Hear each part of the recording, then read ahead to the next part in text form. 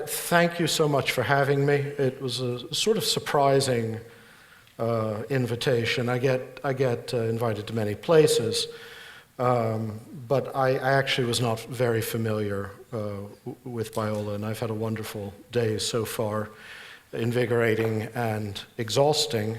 I'm still on East Coast time, so at the moment it's a little after 10:30 for me.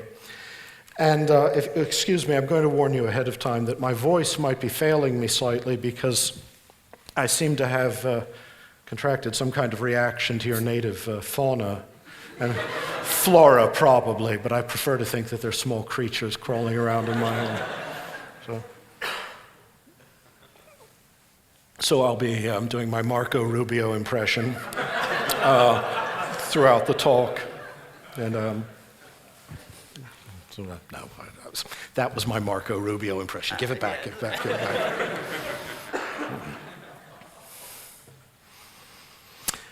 Just had a very nice dinner, too, and marred only by meeting someone from Minnesota who doesn't follow baseball. Grown up in Minnesota, and I said, "Oh, weren't you a Rod Carew fan as a child?" "Yeah, I've heard the name, you know." So I'm here in the guise, I guess, sort of embassy from the East, an Orthodox thinker, although there are many in the Orthodox communion who might not grant me that distinction. But I'm going to start with a glance westward, just to frame my remarks.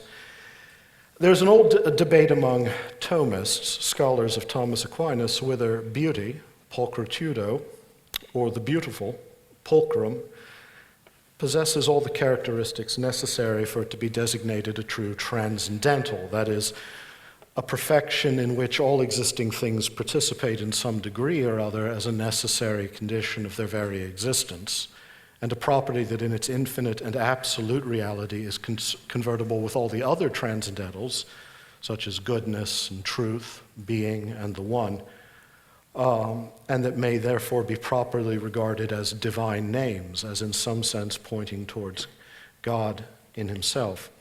Now, for myself, the question is only of academic interest, as I'm not a Thomist, most decidedly, and my interests in Thomas tend to be exhausted after I've dealt with certain ideas of his regarding the metaphysics of being and actuality and potentiality. So it's not really an area of his thought that absorbs me.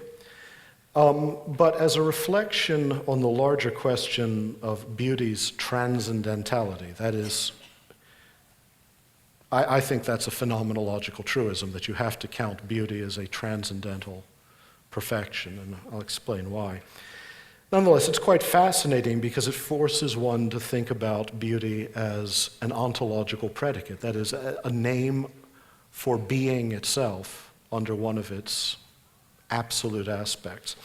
Now, the traditional Thomistic definition of the beauty, of the beautiful, at least in its best remembered form, is elegantly and infuriatingly terse.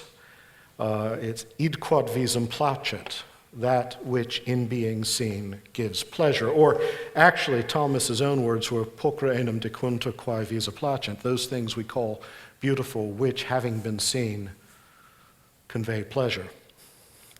It's a rather bland formulation, and one that makes one wonder whether the topic of the beautiful as such is what Thomas is talking about, because it's a formula that obviously limits the beautiful to, for instance, visual experience. Thomas speaks of things visa, but not audita, for instance. And that in itself makes one think that what is at issue is a very particular and limited kind of phenomenon, visual gratification. I'd hope we would be somewhat more generously expansive in our application of the term and not limit the reference only to sight, or even only to the senses. I mean, I think it's obvious that the beautiful is something that's typically known in sensuous experience, but I think it's also true that there's such a thing as imaginative beauty, or even conceptual beauty. We can be even enthralled by the loveliness of, say, the plot of a story or of an idea, even.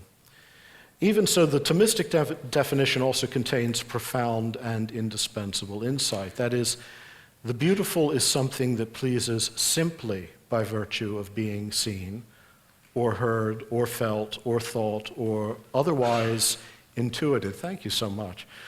And now that the lights are low and I've got this on, I should start crooning.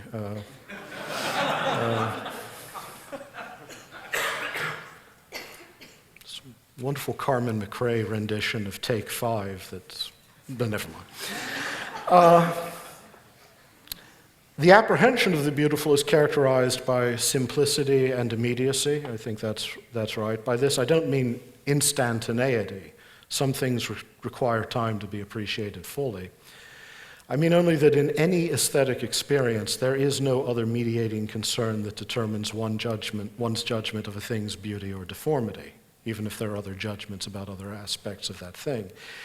Simply stated, the classical definition seems to me to be correct, that it is an experience of disinterested pleasure, even when the occasion of the experience of beauty is at the same time an object of interested desire. Say, a beautiful woman seen by a man who also cannot be help but be attracted to her in more than a disinterested way.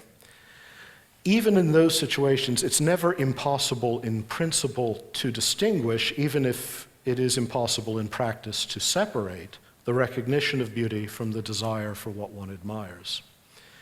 Of course, erotic desire is in a sense disinterested in a way that, say, desire for money is not, with having no aesthetic basis. But even an object desired for its monetary worth can, in a distinct and immediate way, be desired also for the satisfaction it affords a purely rational appetite for beauty. Now, what does all this mean, really? Surely the essential question is not whether the beautiful pleases, but why, and why in so distinctive a fashion. What is it that is intrinsically pleasing about it if the pleasure it provides can't be reduced to profit, personal aggrandizement, or sensual gratification? Here the Thomistic answer is rather banal, though in keeping with some classical precedents. In the same article in which Thomas offers his definition of the beautiful, he goes on to enumerate, and Thomists can be very precise in their enumerations of things, the proper constituents of beautiful things. They are, he says, unironically, 3 in number, and only 3: integrity, right proportionality, and brilliancy. That is, firstly, a thing's beauty is determined but to the degree that it is complete, not lacking in any essential feature, no way disfigured by privation or distortion. A missing eye or a damaged lip detracts from the beauty of a face. A crack deforms the surface of a lovely vase. An off-key note diminishes a bel canto aria. Secondly, all the parts of a beautiful object must be in pleasing proportion one to another. Nothing should be either excessive or insufficient. All parts must be arranged harmoniously and in attractive balance. And thirdly, the beautiful thing must shine, must be radiant in quite concretely physical way. It must be clear, distinct, splendid, lustrous, brightly colored. In fact, one a Thomas scholar of my acquaintance, a devout Thomist, insists, with that sort of fine and cavalier indifference to actual human experience at which Thomists so often excel, that there is no such thing as a truly beautiful day without clear skies, golden sunlight, brilliant hues, and so forth. And this being California, maybe you agree. But if you are so deluded as to think that you have ever found gray days of silver rain and drifting mists beautiful, you're simply in error. Now, as much as I revere the best in Thomas, this doesn't really bring us closer to the mystery of the experience of beauty, and I think that's why it's unclear among Thomists whether the beautiful is transcendental. Because speaking in this way confuses the beautiful with the pretty, the delightful with the merely obliging, enchantment with diversion. Yes, we take pleasure in color, integrity, harmony, radiance, and yet, as everyone who bothers to consult his or her experience of the world knows, we also frequently find ourselves stirred and moved and delighted by objects whose sensible appearances or tones or other qualities violate all these aesthetic canons. and that somehow shine with a fuller beauty as a result. I think of Sophia Loren's face. Magnificently beautiful, nothing in it in classical proportion. But conversely, many objects that possess all these ideal features often bore us or even appall us with their banality.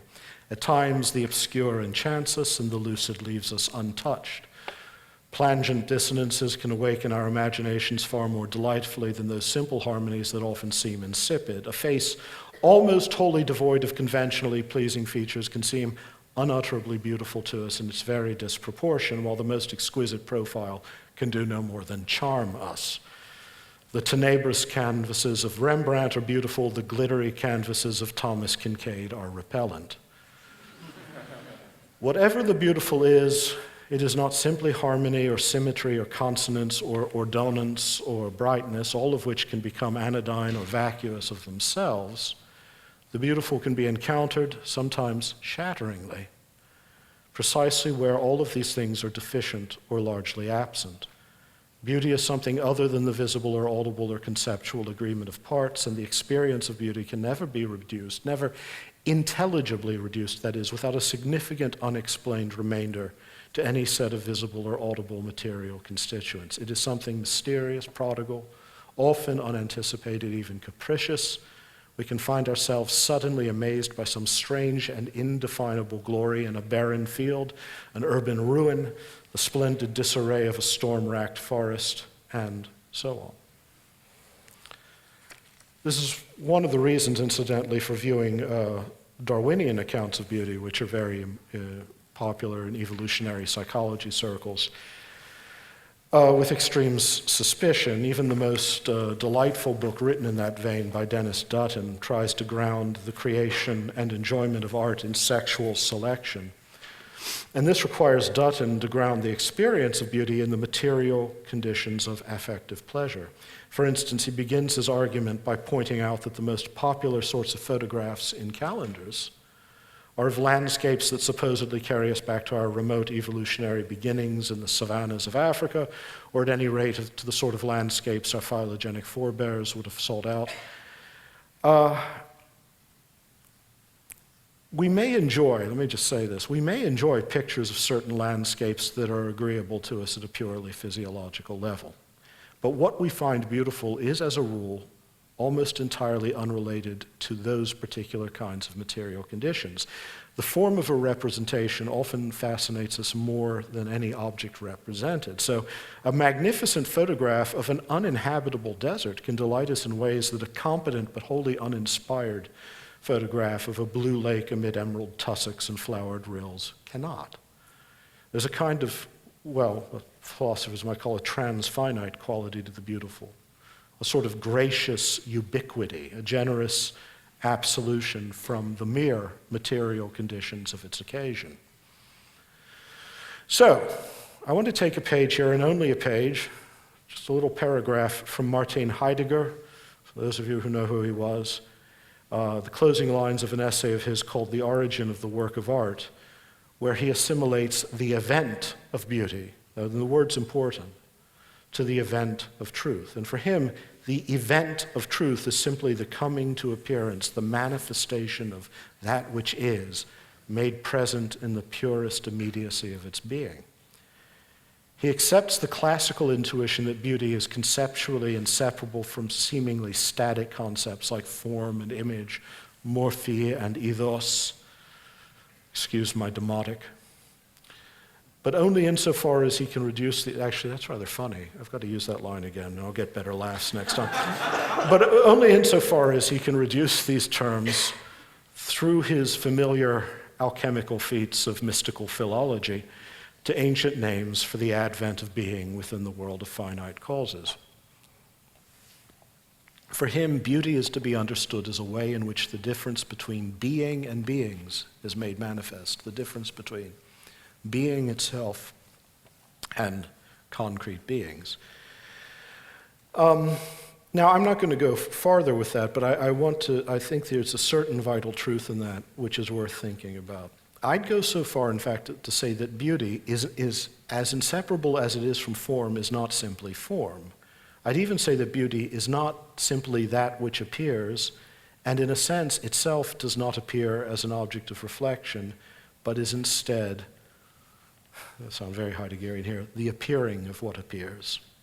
If that seems coyly paradoxical or nebulous, wantonly nebulous, I think there's actually a truth that one can confirm for oneself just from one's own experience. When we encounter the beautiful, what is it that compels us? What draws us in and awakens us to a splendor beyond our particular interests and desires and predilections in a canvas, a Chardin or Corot, a Bach violin partita, a particularly well-rendered icon? It is not simply this or that aspect of its composition, not simply its neurological effect, not its clarity or vividness or suggestive associations alone, and so on. It's not even just the mastery of its execution or the virtuosity of its composition, though all of that's obviously crucial. Rather, it is all of these things experienced as sheer fortuity.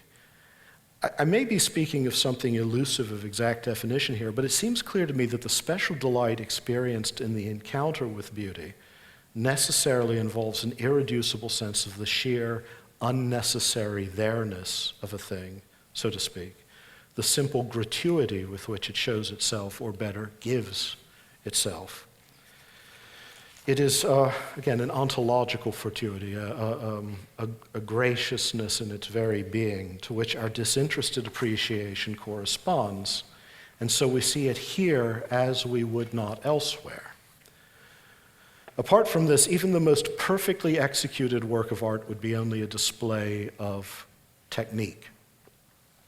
What transforms the merely accomplished into the revelatory is this invisible nimbus of utter gratuity. Rather than commanding our attention with the force of necessity or oppressing us with the triteness of something inevitable, or recommending itself to us by its utility or purposiveness, the beautiful presents itself to us as an entirely unwarranted, unnecessary, and yet marvelously fitting gift. Beauty, as opposed to mere strikingness or brilliancy, is an event, or even, one might say, eventuality as such. It's the movement of a gratuitous disclosure of something otherwise hidden, which need not reveal itself or give itself. In the experience of the beautiful and in this pure gratuity, we are granted our most acute, most lucid, most splendid encounter with the transcendence of the source that gives being to beings. The beautiful affords us our most perfect experience of that existential wonder, in Greek, thavmazin, which according to Plato and Aristotle is the beginning of all speculative wisdom. All philosophy begins in this moment of wonder at the sheer there-ness of the world. It's an amazement that lies always just below the surface of our everyday consciousness.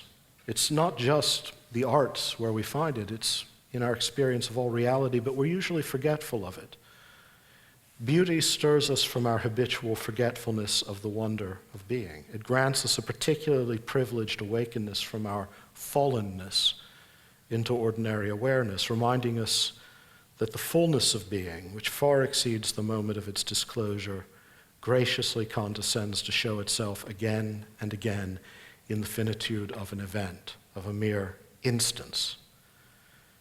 In this experience, we are given a glimpse, again with a feeling of wonder that maybe momentarily restores us to something like the innocence of childhood, of being's kenosis in beings, that word that is so much a part of Christian tradition, talking about the incarnation of Christ, the self-outpouring of God in the finitude of the form of a slave.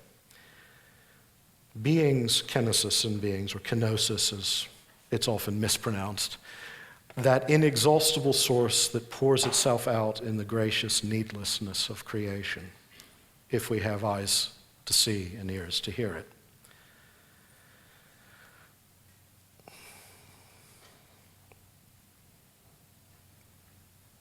I'm going to skip a paragraph, I think, yeah. I suppose I should say precisely how these reflections relate to a Christian and specifically an Orthodox understanding of beauty, because as I say, I want to at least act as an ambassador from the East for a bit. My claim is that so far I've been speaking in terms dictated more or less entirely by Christian tradition and by the theology of icons, but I haven't tried to make it explicit yet. And for what it's worth, the metaphysics of Dionysius the Areopagites, the divine names. But I'm also working within a classical discourse of the beauty. The relation between the infinite and the finite, or the absolute and the contingent, or beauty in itself and the beautiful here below, can be understood in a great many ways. Typically, throughout the history of Western metaphysics, up to the cusp of modernity, it's proved difficult to interpret the relation in a way that does not presume some initial moment of alienation, tragic loss. I'm trying to touch on the themes of the conference tomorrow. Dialectical struggle between ideal forms and the intractability of the material substrate or the inviolable limits of the finite. This is true at least of practically every native idealism of Western philosophical history from Plato onward. No idealism, true, properly speaking, thinks of the relation in a purely dualistic way. You know, it's not that the ideal, the transcendent, the beautiful as such falls into the abyss of false being. But there remains in all our classical idealisms a dialectical stress that always leaves a tragic remainder behind in the account of how the there above, and the here below are related, something finally unaccounted for and unredeemed at the end of the tale. To show itself in a world of doxa for Plato, of opinion, of error, divine or ideal beauty must suffer some sort of negation, some sort of violence, a diminishment and distortion, a dissimulation, a forced departure from its proper nature. Manifestation is always alienation in this world, even as it is also expression and revelation. The beautiful is a haunting reminder of something lost and a foretaste of what is to be found beyond the tragic limits of this world. And it points always and only up and away from the things of earth. This is why, in speaking of the event of the beautiful, I have used the Christological word kenosis. I want to call attention to another story, one in which the tragedies of finitude belong to a history of alienation, yes, but not as the result of some sort of metaphysical inevitability or necessity. According to the Christian story of being, the infinite shows itself in the finite entirely in the form of a free and unforced gift, one that requires no estrangement of the divine from the divine nature, but that instead is a perfect and peaceful and gracious expression of that nature. For God always already is the infinite act of self-outpouring charity, the beauty that is also self-donating love. This is the aesthetic logic that becomes not only possible but inevitable in the Christian understanding of God as Trinity, as creator ex nihilo, and as the one who became incarnate as both holy God and holy man.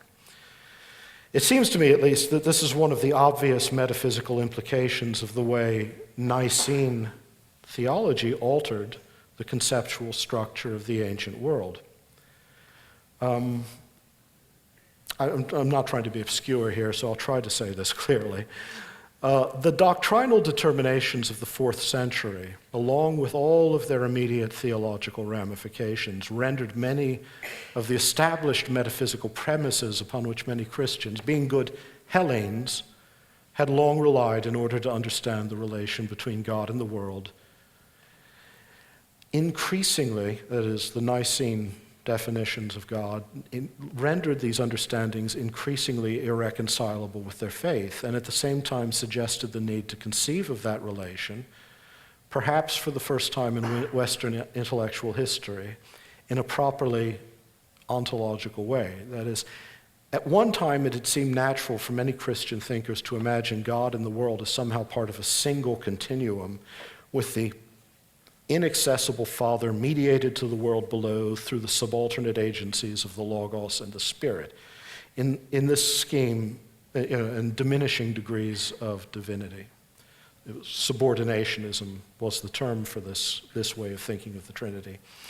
In such a scheme, of course, the tragic interval of classical idealism, the impossible chasm between the divine truth and its earthly shadow, remains in place. God is himself the eternally inexpressive fullness of light, which puts forth only a derivative and reduced manifestation of its power in the divine Son, and then only a distant and defective representation of that power in creation.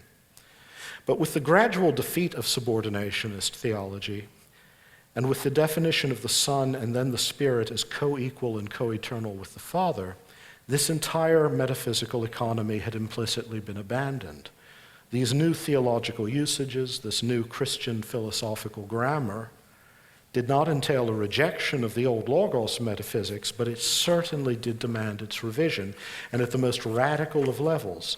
For not only is the Logos of Nicaea not a lesser manifestation of a God who is beyond all manifestation, he is in fact the eternal reality whereby God is the God he is. There is a perfect, proportionate convertibility of God with his own manifestation of himself to himself. And in fact, the convertibility between the Father and the Son, their co-equality, the Father perfectly mirrored in the Son and delighted in the light of the Spirit, is nothing less than God's own act of self-knowledge and self-love in the mystery of his transcendent life. Gregory of Nyssa is one who wrote about this rather beautifully. So, for that matter, is St. Augustine. His being, therefore, God's, is an infinite revelation. His hiddenness, his transcendence, is always already manifestation. And it is this movement of infinite disclosure that is his being as God. The relations of Father to Son or Spirit and so on are not in addition to other more original personal identities or in addition to the divine essence, but are the very reality by which the persons subsist. Thus the Father is eternally and essentially Father because he eternally has a Son.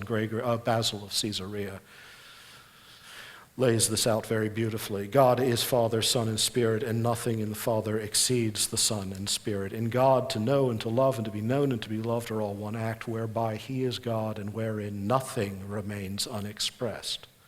The Son is the eternal and infinite icon of the Father, perfectly known and loved and illumined in the infinite glory of the Spirit.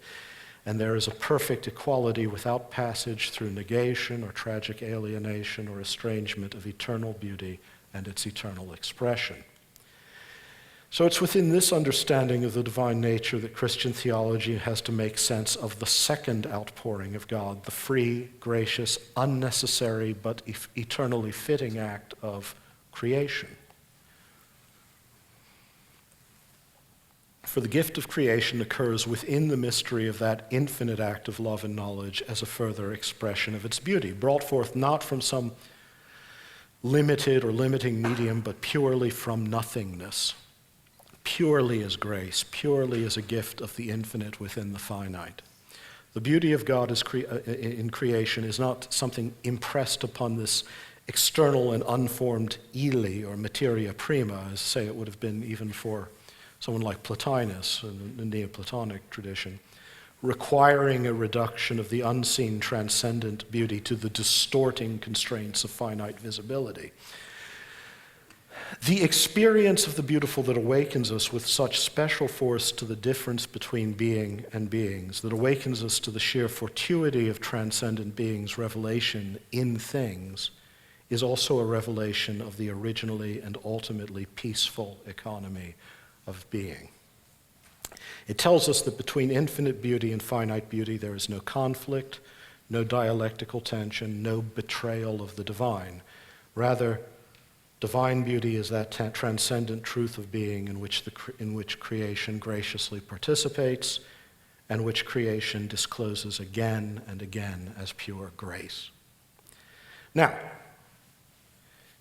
this, though, I want to take this one more step and then I'll finish. It's not just the doctrine of creation that determines this Christian aesthetics or metaphysic of beauty. It's the implication of Orthodox Christology, Orthodox small o. Well, no, let's make it a big O. especially as you find it explained by Gregory the theologian, that is Gregory Nazianzen, and Cyril of Alexandria. In Christ, one sees the difference between the divine and the human as an infinite qualitative distance, precisely because there's no conflict or rivalry between Christ's divinity and humanity. The latter participates in the former so naturally that the one person of the Son can be both fully divine and fully human at once. If the difference between God and humanity were merely a quantifiable difference between different kinds of beings, the Incarnation would be a real change in one or both natures, an amalgamation or a synthesis, but then actually Christ would not be the God-man, but a monstrosity, a hybrid of natures that in themselves would remain opposed and unreconciled. But because the difference between the divine and the human really is an infinite qualitative difference, the hypostatic union, that is, the union of both natures peacefully and fully and completely and inseparably in the person of the Son of God, involves no contradiction, alienation, or change in the divine Son. Because the difference between God and creation is the difference between being and created beings, rather than a tension between two poles within a single continuum, the there above and the here below, Christ is not simply some irresolvable paradox fixed within the heart of faith. In his one person, both God and man, there is neither any diminishment of his divinity nor any violation of the integrity of his humanity. And so one glimpses in him at once both the perfect ontological difference, the difference of divine transcendence from created beings, but also the perfect fittingness of the divine image to its archetype. For the perfect man is also God of God, not a fabulous demigod, but human in the fullest sense because divine in the fullest sense. So the beauty of the historically incarnate Jesus of Nazareth perfectly reflects and discloses within the fallenness of time the true beauty of the Father. To see him is truly to have seen the Father. To see him with the eyes of faith is to see within his very humanity the true beauty of the infinite God. This means then that the Christian understanding of beauty, we're working on premises here that the pre-Christian, that the classical world, for all of its insight, could not quite go as far as. The Christian understanding of beauty enjoins us to see the beautiful in those places, those regions of reality from which a conventional scale of appreciation of the pleasurable would exclude it. The form of Christ inhabits at once a province of shadows and a province of glorious light. He is at once nocturnally and diurnally beautiful.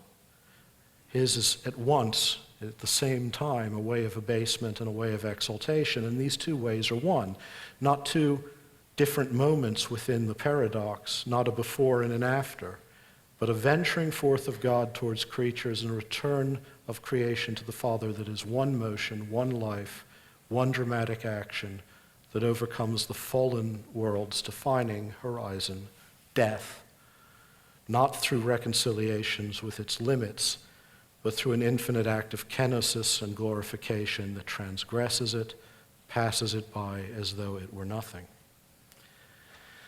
And so, to sum up, that means that Christ's life is not one of temporary concealment and then a dramatic unveiling.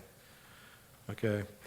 It's not alienation followed by reconciliation. All Trinitarian theology depends on the belief that Christ's self-outpouring is not separation, descent from the otherworldly fullness of the divine into the non-divine, but a manifestation of the one eternal act by which God is God. It turns out that the relation between the form of God and the form of the slave that we read of in Paul, the morphe theo and the morphe doulou, is not one of dissemblance, but an ever deeper revelation of the depths of God.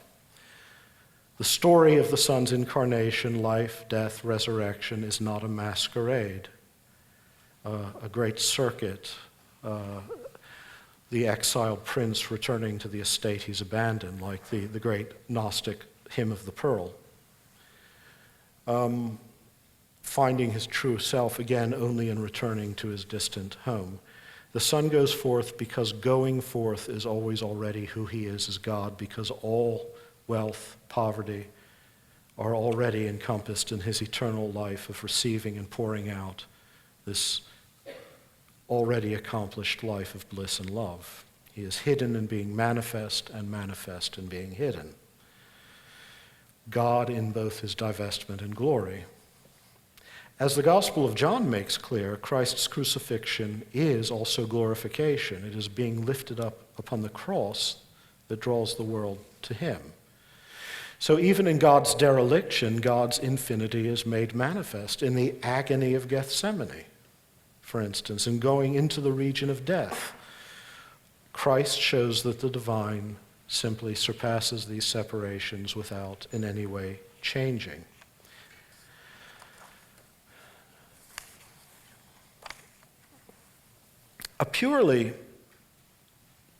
Let me just make this clear. I mean, this means that the divine beauty has no proper place. It doesn't belong to a hierarchy within being and just at the top.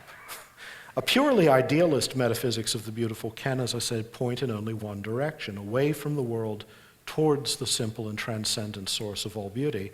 But Christian thought, with this Trinitarian premise, has to follow the path of beauty outward into the world, even into states of utter privation, even into states of deformity that still cannot conquer the radiant form of God. God ventures even into the godless, and even there his beauty is still gift, delight, and love.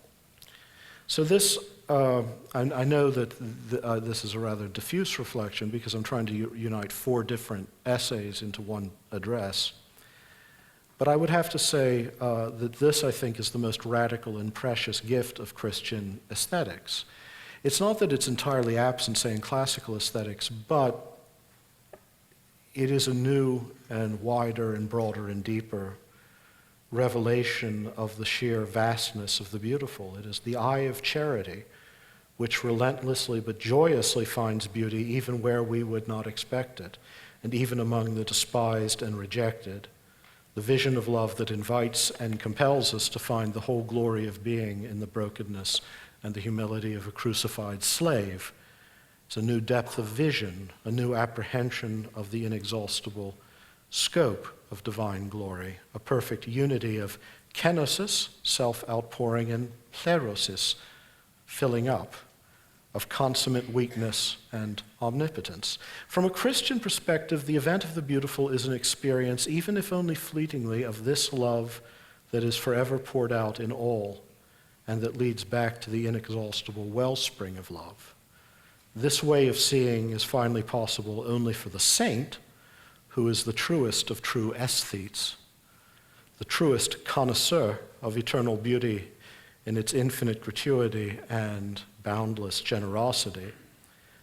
It is an understanding of beauty and a cultivation of vision that transforms all of reality into icons of the transcendent, windows into the eternal.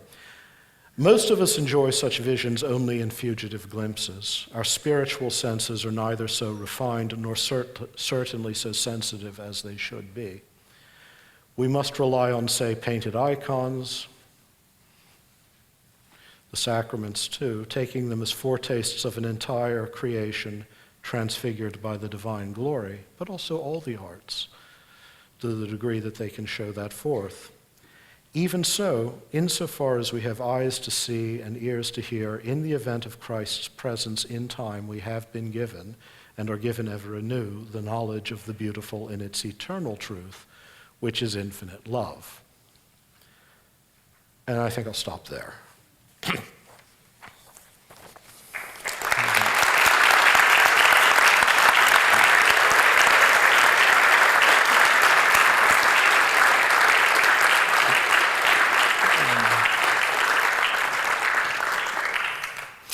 Sorry that my voice was failing me so conspicuously. Maybe I rushed to the end. Maybe I should do the singing now.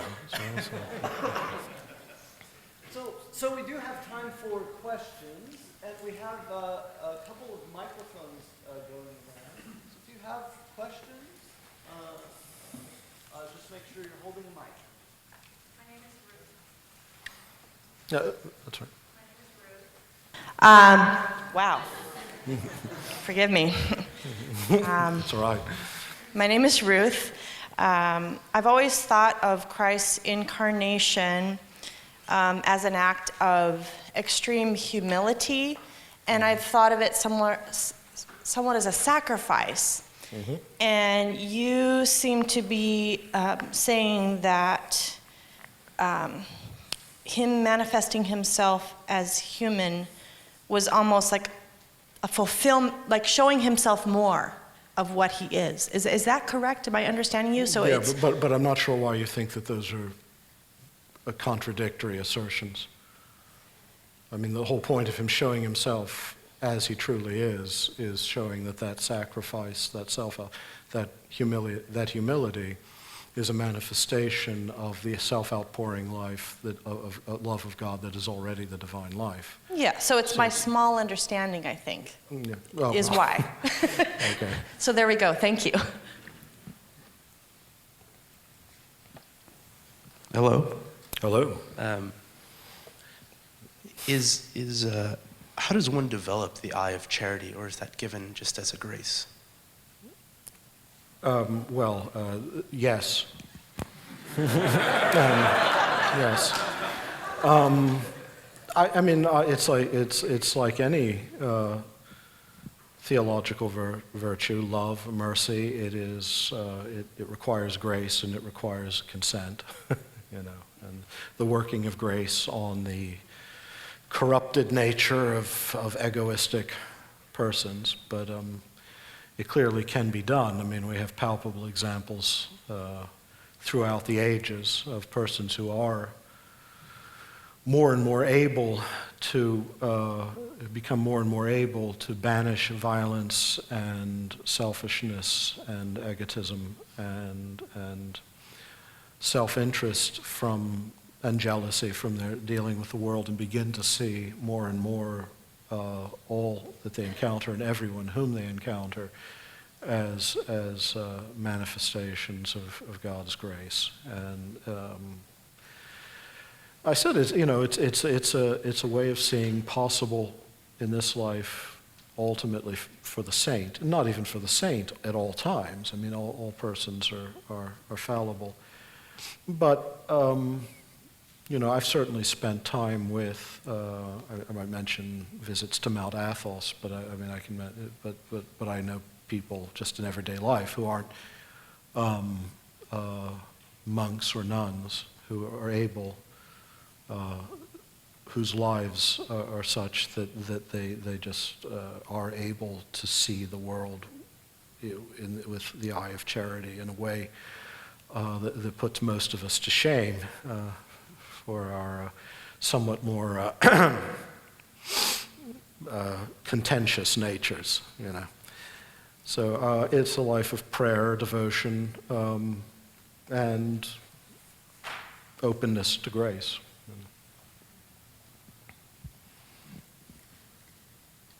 I'm Dr. Hartley. Excuse me, Bentley. Bentley Hart. My name is Leanne. Hart, Dr. Hart. Dr. Is fine. Or David. I have a hard time. Dave. All Sorry. right, Dave. I have a hard time standing. The D-man. Sorry.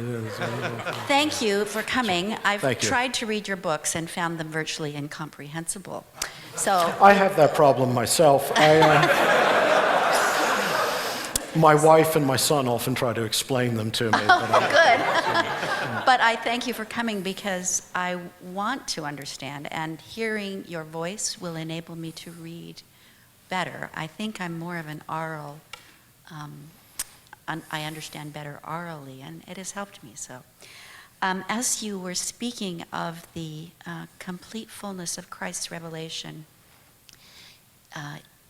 even into the depths of what might be seen, depravity or suffering, I had one moment when I asked myself, in what way is there disjunction with the Father when Christ cries out on the cross, Matthew, Eli, Eli, lama sabachthani, if I say that right, my God, yeah. Why have you forsaken me?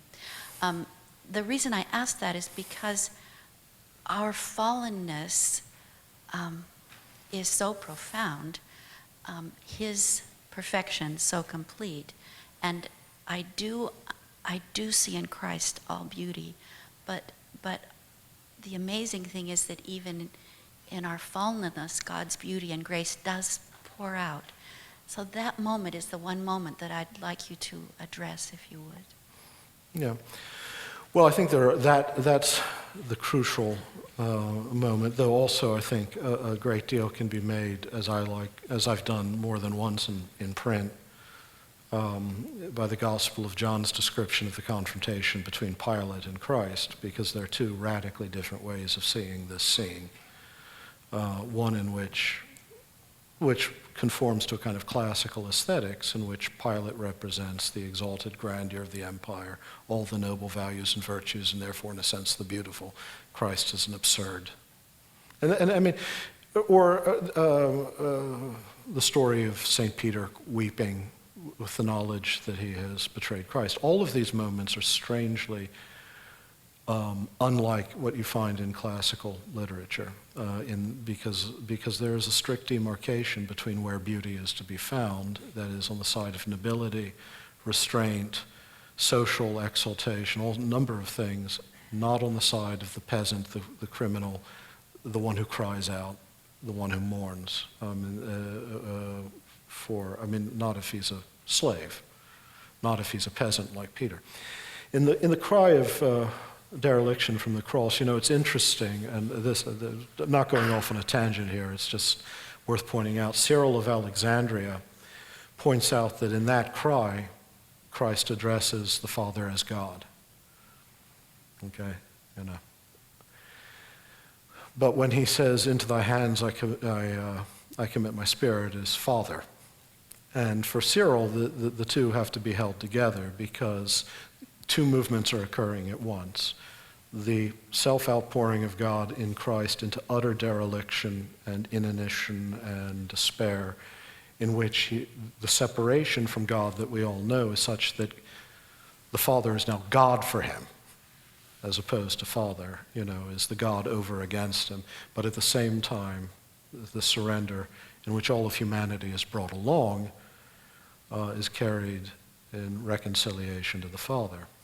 And in those two moments, this one thing I said in the paper that has to be kept in mind is the way of abasement and the way of exaltation. And the Gospel of John is absolutely clear about this, but so is St. Paul.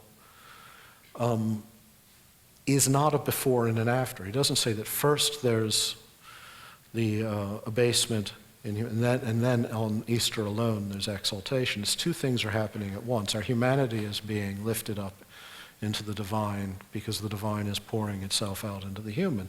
And in that commerce, that exchange, you see this terrible beauty of the absolute grace and love and gratuity of God and of our forlornness, forsakenness, taken up and restored to its original beauty.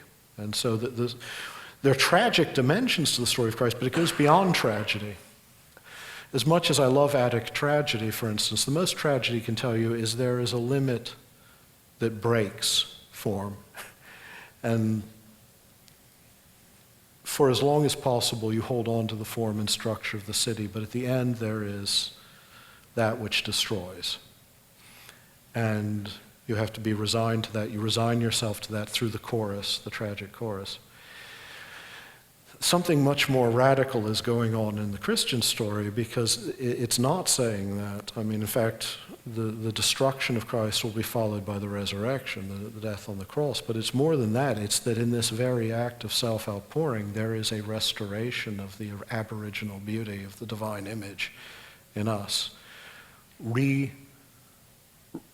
recapitulated as perfect surrender and love to the Father as opposed to self-loving rejection of the Father. Perfect self-outpouring again. I don't know if that answers your question, but okay. Dr. Hart, I had a question following up on tragedy. You argue in Beauty of the Infinite, I think against McKinnon, that we can't go that far with tragedy being proper to Christ on some level, even if it has tragic elements, because of that always already fullness that Christ is, right? Yeah. Then what role in Christianity does tragedy have? Is it that hermeneutics of suspicion? Is it that interval of pause? Is that deconstructive moment where we check totalities? Is it what is it? How does it function for us? I mean, there are different ways in which tragedy ends up being written, performed, construed, right?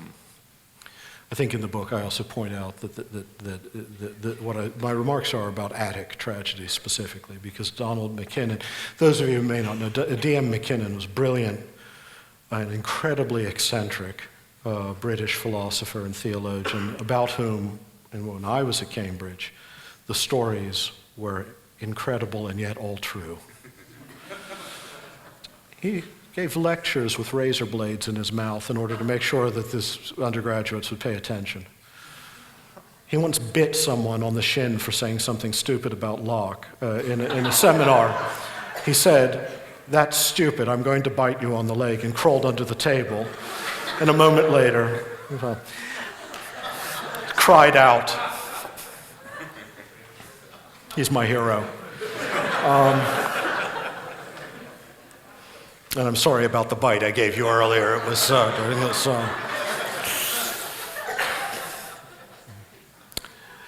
But what he does is he takes Attic tragedies. He says, this reminds us to stay on guard against facile metaphysical comfort. And I think the impulse is right. You know, just to say, oh, well, Easter is just, it's a happy ending, so the cross didn't mean anything. He's right about that. My argument with him is that Attic tragedy doesn't do this, because Attic tragedy really is already a form of metaphysical comfort that makes that the recognition of the true gravity of the cross harder to appreciate. Because Attic tragedy takes place within a specific cultic setting, and it really is reconciling the audience to the necessity of the violence of the city and of the regime of the polis as the apotropaic resistance, necessity of resisting the chaos out there in the wild, the chaos of the infinite of being.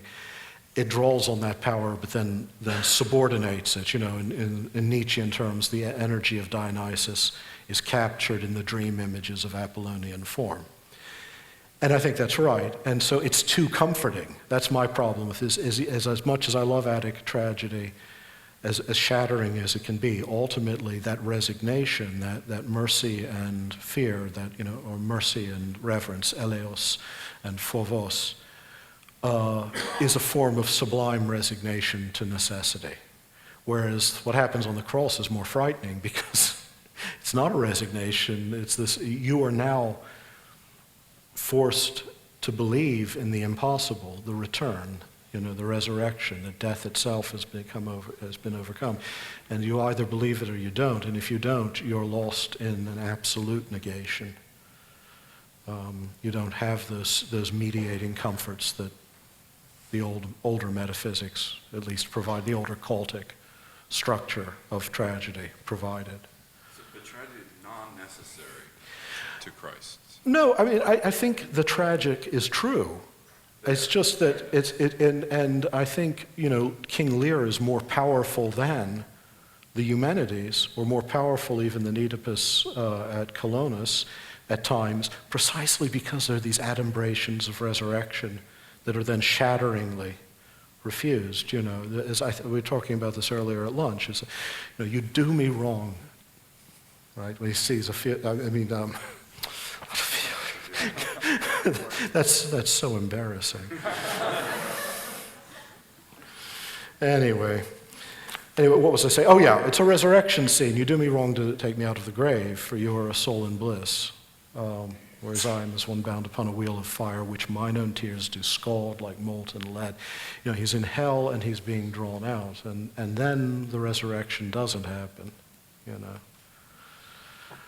And it turns out that the world that Goneril and Reagan set loose will destroy their little sister and their father. And but then that motif gets repeated in the romances, right? Cymbeline, Pericles, The Winter's Tale. In this case, the resurrection comes after. So there's this sort of dreamlike coda, which reminds me of chapter 21 of John's Gospel, in which you're completely outside of time. When does this happen? Because chapter 20 brings the story to a conclusion, but it's within a recognizable frame of time. Okay? There's both a great joy in that, but also a great sorrow if you cannot believe it or if you cease to believe it. And just relying on, say, Attic tragedy as a way of forestalling facile certitudes, I think, underestimates the degree to which Attic tragedy is comforting with a kind of resignation to the boundaries of the necessary, to fate. It's about fate, right? So. I don't know whether this is the right place to do this. Why does Cordelia have to die? Why does Cordelia have to die? I can never get past it. Sorry, go on. Okay. That's right. I don't know if this is the right place to do this, but it does relate to my question. I thought it was a bit unfair to say that St. Thomas's word of visum was limited just to sight. I cannot hear what you're saying, I'm afraid. Could you speak a little more? I didn't think it was fair that saying that St. Thomas's use of the word visum to mean sight only was very fair. I thought that he meant anything that was beheld, which is anything known or unified with, right? To maybe be one with. No, but that's wrong. I'm sorry, he's quite clear. I mean, I've said that myself, that really you can take it just in the sense of beholding or recognizing or encountering. But he's quite clear about the three elements of the beautiful, and he describes, it means, by brilliancy, he really means visible brightness. He only talks about... Not by analogy? No, I mean, what you've got to understand, for Thomas, the category of pulchrum or pulchritudo really does not mean what we mean by the beautiful. He just doesn't address beauty or the beautiful in that wider sense. What we would think of in those terms tends to get categorized under the good, the attractive in itself, which is not just a moral category for him. And that's why his treatment of beauty really is inadequate, not because the metaphysical insight isn't to be found there, it can be found in his treatment of the good. It's just that it's very hard to take Thomas's metaphysics and then apply it to the arts adequately or to our sensuous experience, because he's just not, it's just not sufficiently worked out. Well, anyhow, then my question was, he does say that which when is seen pleases. And so would you say that the understanding of beauty, if it is another aspect of God, which is one with truth and goodness, is the distinction there really our experience of the good or our experience of the truth? In other words, is there beauty without someone to experience it? Because that seems to be what's happening in God, since he is Trinity. Yeah, no, I'm not following your question, but since, it's like Berkeley's question, the question of Berkeley, would the tree be there if there were no one to see it in the quad? And he said, well, God is always there, so there will always be someone to see it. All things, I mean, there's no truth if there is no one to know the truth. There actually has to be, Thomas is an intentionality of consciousness towards the virum. There has to be,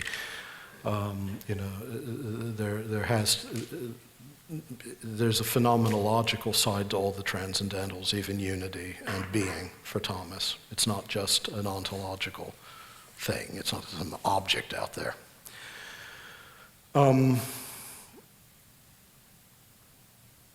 And again, I mean, I'm not quite sure exactly what the question is. Maybe you shouldn't have given away the microphone quite so quickly. Could you just give me one more sentence or so? Sure. See if I can work with it. Okay, so is the distinction of beauty really in the experience of truth and goodness? Is that where the transcendental is? Because God is always conscious of beauty. He is beauty. In the Trinity, he's always with himself. So is beauty truly that which when beheld pleases? Mm-hmm. Yeah. Beauty is that which, and this is the thing, and what's true in Thomas's definition, it's not only that which beheld pleases, it's that which pleases purely in being beheld, because it is intrinsically the object of ultimate desire. It's the horizon of all velleity, of all volition. It's the transcendental, the reason, I mean, how do you distinguish transcendentals from lesser occupations of the will and the mind? Most things cannot be desired in and of themselves. They just can't. We think they can. But, most of the things we desire for some greater purpose. We desire food for pleasure, but also to survive. We desire objects quite often for monetary gain. And we desire that so that we can participate more fully in life in a way that's pleasant. There's always there's a horizon beyond that. What the transcendentals, at least the so-called criteriological transcendentals, truth, goodness, and beauty, mark out, is the ultimate terminus of desire, which is the absolute value in itself, in the light of which all these lesser things are judged. The desire for beauty, that we desire beautiful things for a variety of reasons, but ultimately the beauty in them, we desire for beauty itself and only for itself. And in that sense, you see it as a transcendental and ultimately one of the names of God. But the pleasure it's inseparable from it. I mean, this is just true of all the transcendentals. That is an orientation of the will, the mind, the imagination, desire. So.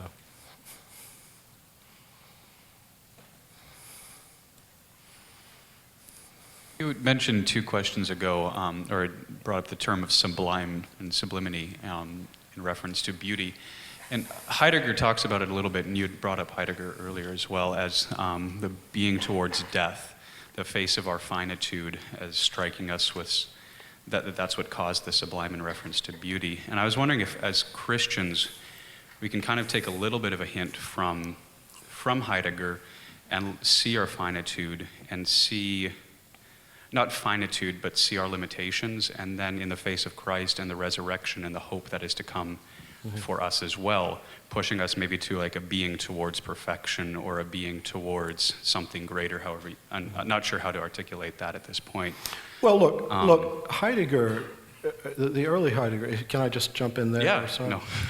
Remember that much of Heidegger's philosophy is covertly parasitic on his theological training, okay? That's why he'll use a Schwall term for guilt, but it's not, moral guilt, but this sense of fallenness into everyday life carries with it a certain residue of guilt or a sense of alienated or inauthentic consciousness or inauthenticity. And this phrase, sein bis tot, being unto death, has, in a sense, has a lot to do with his knowledge of Jesuit, he wouldn't say that, but Ignatian meditations. And yes, I mean, this is a realization that, I mean, you don't really need to borrow it from Heidegger, really. Heidegger needs to give it back.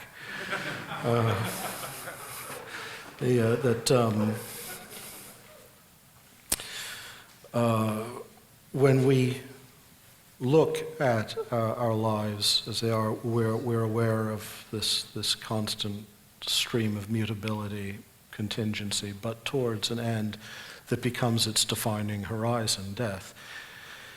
And all that we are and all that we do, all the projects we undertake are taken in light of or in forgetfulness of that final horizon. Now, for a Christian, though, it's indispensable that that be recognized, because otherwise the impossible possibility of that horizon actually not being final doesn't break in with the force that it should. And that's why there's such this why Christianity absorbed the memento mori tradition so much, created a memento mori. The thing about the phrase memento mori really is, the triumphal general in his chariot. Remember to die. It's not remember that thou art mortal. It's remember to die. I'm hoping to forget to do that myself, but it seems, but I'm guessing that actually I won't have to be reminded in order to do it. But it's an important thing. Remember to die. Remember that all of these projects take place within a defining horizon. In a sense, Heidegger is recapitulating the wisdom, the same sort of tragic wisdom you find in Attic tragedy. There is the limit you reach, but you need the limit because otherwise there's only chaos. You know, your life will spill out into infinite meaninglessness, and you'll come to nothing. You need that limit. But so I say, the Christian story violates that, even as it affirms it. It's a recognition of our frailty, our mortality, our boundedness to death, but then demands of us that we believe that God Himself has passed into and then beyond that limit and actually opened a way past it. But again, as I say, I don't think it's a wisdom we have to learn from Heidegger so much as you have to ask Heideggerians. Well, just remember that there's more than one way of remembering this, you know. So. Then if I may finish up. No. Is there a sense, maybe, can I ask maybe some pastoral advice? Is there a way in which we can bring that balance between the recognition of limit, so to speak, or the recognition of finitude, but also the transcendence past that? Not in California. Not in California, no. Can we talk about outside of California? Because everyone here believes that he or she is immortal if she just, you get enough plastic surgery. Well, yeah, I mean, that's the whole spiritual life, isn't it? I mean, the life of faith and the life of abnegation. It's very hard in our culture, because it's not because our culture doesn't believe in God, it's because our culture doesn't believe in death. Our culture, we have quite a lot of people in this country who, and in the West in general, who believe in God, but they don't believe in death, really, and as a result, don't really get the point, you know. We do live in a culture which is dedicated to distracting us from this inconvenient truth. Because really, what is the business of life if you're a good American, say, or a good late modern Westerner? It is to buy things, and more things, some toys, and then some other things, and some more toys, and then to buy some things. That's what life is. And I'll tell you, if you think too much about God and the soul, if you haven't turned God and the soul into happy names for American values, but you really think about them, and then you think about the horizon of death, you start thinking that buying things might not be enough to keep death at bay. And then you might stop buying things. And we know where that leads. Norwegian dentistry. No, but we know, you know. So I think our culture militates against the tragic, but also against, as I say, I'm with D.M. McKinnon, and I want the tragic to be recovered. I don't want Attic tragedy to be misunderstood. We are dedicated to being distracted from distraction by distraction. And that's that is, the value of values. So is to purchase things. I'll show you my new iPod. So I don't have it with me. So. One more? Sure. Or are you... No, one more. That's good. One more. If there is one more, I don't know. Someone over there. Dr. Hart? Oh, I thought, where? Yes, Kent. Oh. On the right? Okay. Sorry about that. Sorry. Thank you. In Revelation 21, verse 4, the Apostle John writes, "And he shall wipe every tear from their eyes, and there shall no longer be any death. There shall no longer be any mourning or crying or pain. The first things have passed away." This seems to have deep implications for what beauty ought to be and how it will be consummated. And I'm wondering, I find a lot of beauty in the mourning and the crying of, say, Rachmaninoff's music. Is there a dichotomy going on there? Can we find beauty in the mourning, the crying, the pain? Definitely, definitely. I mean, beauty is the whole point. Beauty is not an alternative to the knowledge of suffering and death. That's the whole point. It's just that the recognition. I was just saying that from the Christian aesthetic.